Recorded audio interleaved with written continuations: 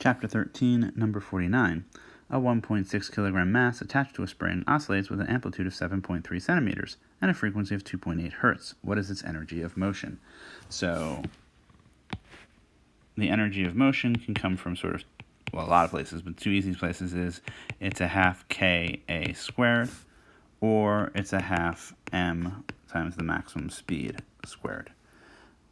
Probably the easier one to go with is this one, but we don't have k, but that doesn't matter that much because we know that we can say over here, we can say that 2 pi times root m over k is the same as t. So 4 pi square m over k is t square. So k is 4 pi squared m over t square, and 1 over t is f, so it's also 4 pi square m f squared. So over here I can write 4 pi squared m f squared times the a squared from before.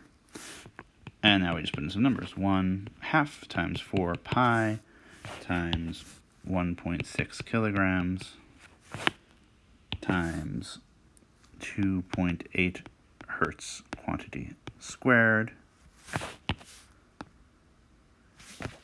times an amplitude of 7.3 centimeters, but I probably want to convert that to meters so I get everything in stuff that will give me joules. So 1 meter per 100 centimeters, and this whole thing needs to be squared.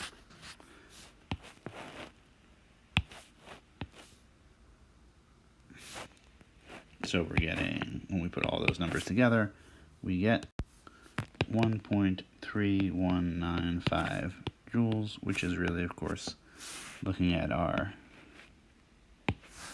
2 sig figs, we really have 1.3 joules.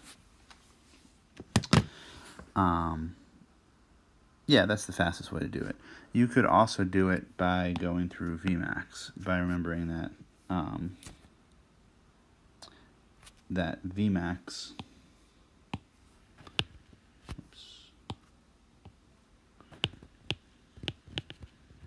is root k over m times a, and then do the same sort of thing, and you'd end up in basically the same place.